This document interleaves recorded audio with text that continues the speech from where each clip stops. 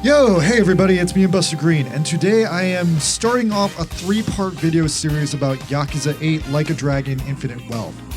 So the reason I'm breaking this video series into 3 parts is part 1. This video is maybe the most boring part, but I think you should watch it first. This is just a geographic breakdown of the game, kind of a behind the scenes thing about how I think they made the game, and it's mostly just me praising how freaking good the game's map of Waikiki, Honolulu is. Then in part 2, I actually went to Hawaii, and I will review some of the places from the game that I only knew about because they were in the game. Yes, that's right, I basically planned my vacation to Hawaii around Yakuza 8 Infinite Wealth. Go sue me. And finally, in part 3, if you guys really want it, then I'll finally just do a typical spoiler-filled review of Yakuza 8 like I do for all the video games I review. Anyway, let's get down to this video, and by the way, I'll probably be referencing the GTA series as like a reference point for several things in terms of like game map design. Now, that being said, yeah, this is the video I want to do the most, so I'm doing it first, and I mostly want to see if anyone would like this, so please leave a comment if you like this, and maybe I'll do more videos like this in the future, because I'm kind of just doing this randomly because I really like this particular game. I also kind of wish there had been a video like this when I bought the game, so it turns out I'm the one making it. Go figure. Alright, so yeah, as you can tell, I'm a huge fan of video games, and open world video games have become more and more important ever since the release of Mario 64. Was that an open world video game? Either way, it was the first 3D game. I love the idea of open world video games because I love that they kind of act as like a time capsule to preserve like an area or a place as it looked at a certain time, or at least like the reference of how a person looked. I mean, when you get down to it, video games are really works of art, and the map of the video game is kind of one of the most important pieces of that art. Like, sidebar here, I grew up in this shitty town outside of Atlantic City, New Jersey that was basically built around an old railroad station coming out of a cement factory. And then as I grew up, time pushed on, and they eventually destroyed the cement factory and replaced it with cheap condos. Now, they kind of fixed up the town, but then various financial collapses brought the town back down to before it was where it even started.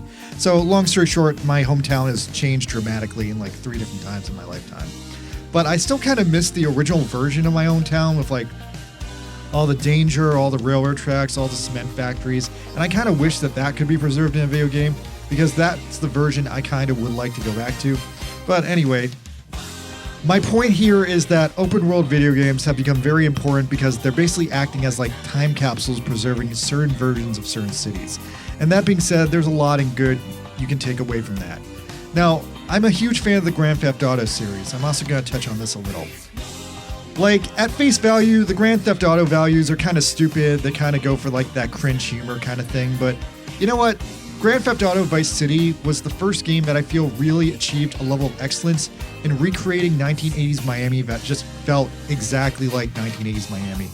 And then since then we've gone on to see other GTA games that have doubled down on that realism, and hopefully GTA 6 is offering us the entirety of Southern Florida. But yeah, the GTA games are great because they act like these weird fucking time capsules, like how GTA 4 has gone from a contemporary parody of New York to a superposition time capsule of exactly what New York was like in 2008. And then at the same token, GTA 5 is Los Angeles in 2013. I still haven't found a video game that really perfectly nails New York City. I guess GTA 4 is maybe the closest, but then the new recent Spider-Man games have also been getting pretty close, but no one's really completely gotten that scale down. Anyway, so on to the Yakuza series. So yeah, the GTA games got old. The last GTA game came out over 10 years ago, and they've milked that series too hard, and they haven't moved it forward because GTA 6 still isn't out. So in the meantime, I got into the Yakuza series. Yakuza 0 came out in 2017, and that was my introduction to the series. And then in the past 5 years since that, I played literally every single Yakuza game, because conveniently they were all re-released after that one. Like, there were a few exceptions. I'm not sure if I'm missing anything not playing Yakuza Dead Souls or not. But yeah, the Yakuza series was originally sold to me as Japan's version of GTA. And it kind of is, but it's not exactly the same. I feel like it's kind of like an extension of that like organic storytelling that started with Shenmue. But I do think each subsequent game has got better and better in depicting a realistic city and balancing that scale of how the Yakuza games started to where the GTA games are at. Anyway, each Yakuza game has historically been set in a major city in Japan. Majority of them are focused on Kamurocho, a parody of Kabukicho in Tokyo.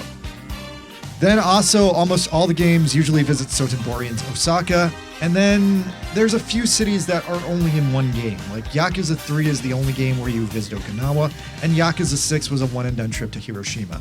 In terms of geographic splendor, if you're trying to get the most bang for your buck, the game where you visit the most cities is Yakuza 5 right now. In that one, you visit Kamurocho, Sotenbori, but then there's 3 brand new areas based in Sapporo, Nagoya, and Fukuoka. So yeah, if you just want to see as much of Japan as possible, play Yakuza 5, please. Now recently, the Yakuza series kind of rebooted. They replaced the protagonist from Kiryu to Ichiban, and in Yakuza 7, they brought us to Yokohama. Now, quick blurb on Yokohama. I like Yokohama, I've been to Yokohama. The Yokohama in Yakuza 7 is freakishly realistic. I would go so far as to say that the Yokohama in Yakuza 7 contains literally everything I can remember about the real Yokohama. I just wish I could go farther into the seaport/amusement park area because that's so far still walled off, and I kind of think that the best part of Yokohama is right over there. But so then recently, in the way that almost every single game has recycled the Kamurocho map to the point where I'm just over it, the Yokohama map has also been in every single game since Yakuza 7. It is featured very prominently in the Lost Judgment sequel, and now that Yakuza 8 is out, I can tell you that a huge majority of Kiryu's campaign takes place almost entirely in the Yokohama map, and a little bit back in Kamurocho. I overall think the Yakuza 7 Yokohama map is pretty cool, although the part of the middle of the map is incredibly boring because City Hall is just there. I know this is realistic of real Yokohama, but literally nothing ever happens in this part of the map. I kind of wish there was like some kind of way to fast travel between the lower part and the upper part. At least Yakuza 8 finally gives you segways, which is a faster form of transportation. Now, I do also like that they slowly improve the map in each game that it's come back in, and that gives me hope that we might someday get a more expanded Honolulu map in the future, but I'll touch back on that at the end of the video. Okay, sorry for the super long intro on this one. Now, let me talk about Yakuza 8's Honolulu map. Now, Yakuza 8's Honolulu map is fucking brilliant. It's fucking beautiful.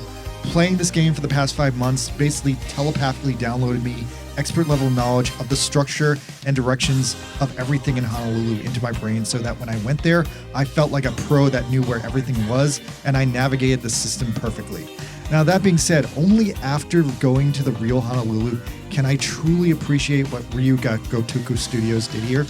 That being said, I thought about for a long time how to structure this video, and I think the only way I can fully explain what I'm talking about is if I break up the Yakuza map and the real world map into zones of city blocks and basically compare and contrast them. So that's what I'm going to do in this video. I'm going to pick an area of the map, pick its real world equivalent, and be like, oh, this is here, this is here. I think that's the only proper way I can fully attempt to explain each of them without missing anything, because essentially, even though this map seems like it's just Waikiki at first, it's not. It's actually more like the entirety of Honolulu compressed into relatively the landmass of Waikiki. So to make it work, they basically recreated several whole blocks and whole areas of Honolulu, but they omitted others, leading to this kind of compressed Honolulu that fits into Waikiki. It's smaller, but nonetheless it has all the same basic geographic traits of the real Honolulu, and that's why I think it's fucking phenomenal, and that's why it makes you smarter. It is kind of similar to what Rockstar did for New York in GTA 4 and LA in GTA 5, and I'm hoping that when we get Southern Florida in GTA 6, that's just as good.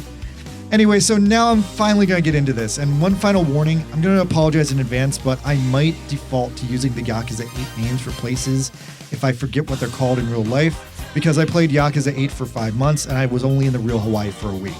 But I will also try to use the real Hawaiian street names and places as much as possible, because the Yakuza ones are stupid and I never learned them, and I did learn the real street names while driving around real Hawaii. Now, that being said, also, please forgive me, I was only in Hawaii for a week, so if I pronounce any Hawaiian words wrong, God have mercy on my soul. Okay, let's do this. Okay, so let's start with Zone 1. Zone 1 is Kuyo Avenue on the north, the Traffic Triangle, and then Kalakua Avenue on the south. This is where the Duke statue is, and it's basically the heart of Waikiki. This is the main part of Waikiki Beach. this is a great place to be. It's the surf station, it's the lifeguard station, it's the hot dog house, which, by the way, does not sell hot dogs in real life. It just sells shaved ice and garlic shrimp. Yakuza 8 omitted a city block between Prince Edward and Koa. And this is a kind of cool block. Most of it's an empty lot, but there's a super cool Korean food truck and go-kart rental over here, which is cool if you're into Korean food. By the way, I stayed at the Bamboo Hotel here, which is featured in the game as the shop where you can upgrade Tomizawa's weapons. And I'm kind of convinced that the game developers might have also stayed here because the game basically drops you in here when you start in Waikiki. I want to also quickly express my minor disgust that the Waikiki Hyatt Hotel, featured prominently in the game, does not have a beautiful cross-tower bridge in real life. That disappointed me so bad because I just think it looks so much more better in the game. Okay, moving on, Zone 2. Alright, moving on to Zone 2. So Zone 2 is just the area east of that, and it's essentially the end of East Waikiki in the game. And that's cool for the game, though in real life, East Waikiki goes on for another 2 blocks or so, and officially ends when it touches the Honolulu Zoo. I kinda wish they had included that, but nonetheless, it still gives you the intention and the understanding that that's pretty much the end of Waikiki. Anyway, realistically, there's really nothing good past Kalani Avenue, so yeah, that's why the game ends here. There is also a McDonald's right here, and that is featured very prominently in the game, once again leading me to believe that Yakuza 8 is some kind of weird psychic memory that the developers left of their Hawaiian vacation. I tried the Grandma McFlurry here. I also ate breakfast here because the eggs and things next door was overbooked, so yeah. Hell use McDonald's if you need cheap food, I guess. There's also a giant mangrove tree here, which is kind of a tourist hotspot. Oh, and then there's this weird thing. So in the game, this is like a weird peninsula of land that acts as the bridge/dock to access Don Doko Island, the game's Animal Crossing ripoff game. In real life, this is apparently the edge of a lagoon pool that exists for tourists who just do not want to deal with Hawaii's radical waves. I did swim in this lagoon once, and it was boring because I honestly like the waves. The waves are fun. Now, as with Zone 1, the middle block here is omitted, and there seemed to be nothing here that was worth talking about, except for this one bar, and the design of the bar did sort of remind me of Revolver Bar from the game, so that's kind of cool. But anyway, Revolver Bar is elsewhere, so I'll get to that when I get to that. Oh, actually, I guess I'm getting into it now. Okay, so Zone 3. Zone 3 is the area the game calls Little Japan. And this is probably one of the most complicated to explain sections of the map because there's a lot here in the game and not a lot here in real life. And I guess the best way I can explain this zone is in the game, they overlap several layers of reality on top of itself. So to depack those layers, the first level here is the real life area. The real life area is Cleghorn Street and the surrounding area between Cuneo Avenue and Aloha Boulevard. Now, in real life, this area is just entirely condos and hotels. I walked around here a little bit, and it just felt like this is where all the full-time residents of Waikiki live. Also, right here, super blue food truck. That is exactly as foretold in the game, and it has the cheapest seafood in town. So yeah, the game is really telling you some good places to eat if you haven't figured it out. Also, I'm just noticing now through Google Maps that the famous abandoned lot, the Bum Yard, where you fight several bad guys in the game, is actually on Cleghorn Street. I didn't see this in real life, but I instantly recognized it on Google Earth. Maybe it doesn't exist anymore, but maybe I just didn't go there because it is a freaking empty lot. Alright, we're not done here. Next up, I want to talk about Little Japan. So Little Japan is a real place in Honolulu, and it is north of Waikiki as the game implies. But it is in this neighborhood, and it's not on Cleghorn Street. In real life, Little Japan is a little bit farther north on the map, and the real life version is marked by this classic Japanese torii gate, which will take you to the Japanese Immigrant Museum, which is a hella cool place. I happened to go there on a day they were doing a community event, so they let me into their museum for free. I saw a kendo demonstration, and I got to buy some crazy Japanese cultural items. I almost even bought a Hokkaido bear, but it was too much money, and I couldn't take it back with me. The next thing I feel like I should mention in Little Japan is the Jinja Shrine. Now, this is a place where you can buy charms from Camelot, and this is also located in Little Japan in the game, but in real life, it's completely on the other side of town. The Jinja Shrine does exist, but it's extremely far from Waikiki in the Palama area. Now, this area is a mostly industrial area, especially if you're too close to the ocean, but I do get a sense that there was a large Japanese community here, and it's also right across the street from the Bishop Museum, so if you visit the Bishop Museum, you should probably visit the Ginger Shrine too. The Bishop Museum is the best Hawaiian historical museum in town, and most of the hotels will give you free admission with the price of your hotel. I was also recommended to check out the Marukai Japanese wholesale market in this area, but I didn't have time to check it out and I wasn't that hungry. Alright, if you want to know more about the Jinja Shrine, I'll probably talk about more in my vlog video because I did go there for like an hour and it does resemble its game counterpart in both form and function. Alright, moving on. Zone 4. Alright, so Zone 4 is the international marketplace, and you can't do this place real justice from the map, but Yakuza Infinite Wealth does a really good job of making you aware that it is here, but it so undersells the size of this place. Everything in Yakuza Infinite Wealth is about half as big as it should be in real life, so just keep that in mind because everything is like twice as big in real life. Anyway, the international marketplace is pretty cool. It's where Don Ho used to live, so his treehouse is here. That's a cool landmark. There's also some really cheap Japanese restaurants in the back. There was like this Power Rangers curry shop I wanted to go to, but it was closed when I went there. And then the third floor of the international marketplace is like high-class restaurants. Also, next to the international marketplace is Duke's Lane, a kind of special shopping bazaar with a lot of little souvenir shops, and this really funny Breaking Bad themed shaved ice I really wanted to try out, but I never wanted shaved ice that bad when I was in this part of town. Okay, the next one is Zone 5. Now, Zone 5 in real life and the game are pretty much 100% different from each other. Now, I guess thinking this one out, for utilitarian purposes, I guess the game just included it for the sake of rounding out the map and throwing down some stuff, but there's basically nothing important here except for a generic out-of-place sushi restaurant that they really could have put anywhere. There's also another restaurant that Ichiban does a no-stakes waiter minigame at, and in real life this area is just another strip of hotels and condos, so yeah, I completely understand why they skipped it and didn't do it justice. That brings us to Zone 6. So Zone 6 is the hotels in front of Waikiki Bay. The game translates this area extremely faithfully so it can recreate that iconic shoreline.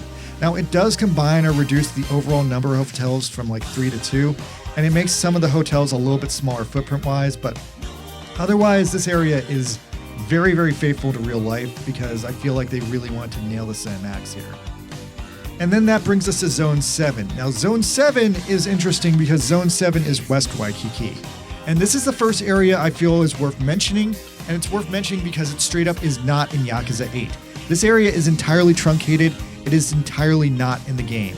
Now, the canal and Ala Moana Boulevard are in the game, but they kind of move them around a bit. So anyway, long story short, this area just kind of isn't in the game. What's here in real life isn't a ton of interesting stuff either. There's a military museum, a huge grassy area, and the Alawai boat harbor. Most of these areas are pretty private, and almost all these elements were removed from the game because there are just other places that have the same stuff and are easier to access. But I guess if they were to ever create a more accurate version of Honolulu, I would consider re-adding this zone in because it adds a pretty big time buffer between Waikiki and the Ala Moana. Next up is Zone 8. So Zone 8 is Wai Canal. Now, in the game, I don't know why, but this area is entirely packed with hobos. They made it a hobo encampment. Now, I viewed this area briefly, and it seemed like it was kind of hard to get to, and I didn't see a ton of hobos there. But because in real life, there's no way to access this area by car, and in the game, it was full of dangerous hobos, I decided to just not take my chances, and I never went there in real life. Also, the game puts the Hawaii Infinite Dungeon here, and in real life, this is where the Hawaii Convention Center is. Go figure. It's under construction in the game, so I wonder if they're planning on building it in a future game.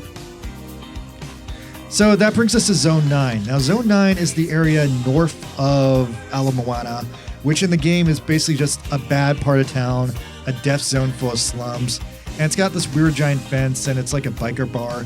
And I would say, in general, there's for definitely some rougher neighborhoods north of Waikiki, and that kind of resembled this. But in real life, the actual location is the location of Hawaii's Don Quixote, and that is a wonderful friggin' place. Now, I don't know why Yakuza games don't feature Don Quixote in them anymore, or why when old games are ported over, they still do. But anyway, the Hawaii Don Quixote is freaking amazing. It's one of the cheapest places in all of America to buy Japanese items, and I was able to get literally the best sushi there that I had in all of Hawaii, which is kind of crazy. Okay, so that brings us to Zone 10. Now, Zone 10 is a pretty insane zone because this is just a huge area of land.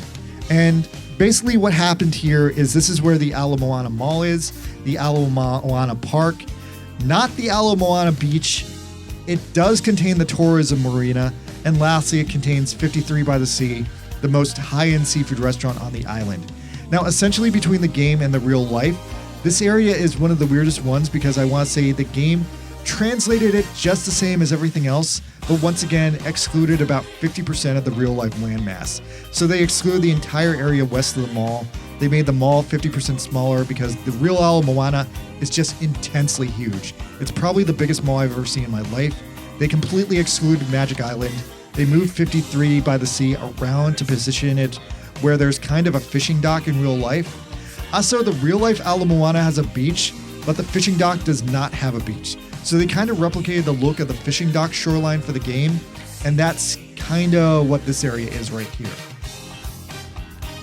Alright, moving on to Area 11. Now, Area 11 is huge because as I realized in Yakuza 8, as you travel further west on the map, things get less and less detailed. So anyway, Zone 11 is this huge fucking piece of land. It's basically the entirety of central Honolulu, as well as the Honolulu Harbor, the major seaport. But yeah, in the game, it's not very detailed. There's a few streets that I did recognize driving around, but there's nothing really that good here for me to go over, so I'm gonna kind of just speed through this one, I suppose.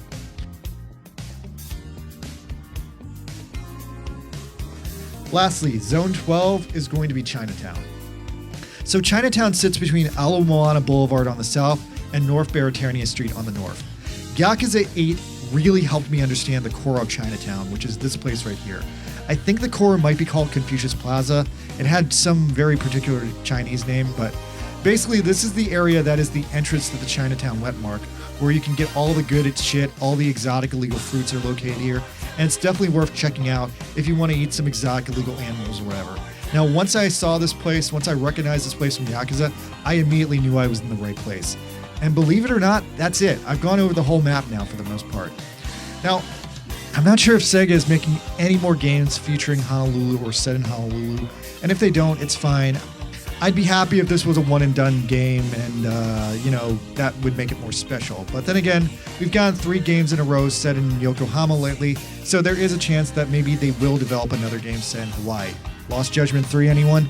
Anyway, while the map is outstanding, I do kind of hope they expand it a little bit more in the future to make it a little bit more realistic. Like, I know Infinite Wealth doesn't seem like it's going to have DLC, but if it did, I would love to see some of the other locations on Oahu, like the North Shore or like some of the volcanoes. If they extended this map out just a little bit more, I'd love it if they add like a playable version of the airport, or maybe Pearl Harbor, or maybe Pearl City, because Pearl City was also probably one of the funnest places I visited on my trip. And I guess that's it for our Yakuza 8 geography lesson. That's pretty much the entire area you get in Yakuza 8, which is a great combination of Waikiki and the central Honolulu areas. Stay tuned if I ever finish my travel vlog video or my game review videos next. Leave a comment if you want me to encourage me to finish them faster. Thank you. Good night.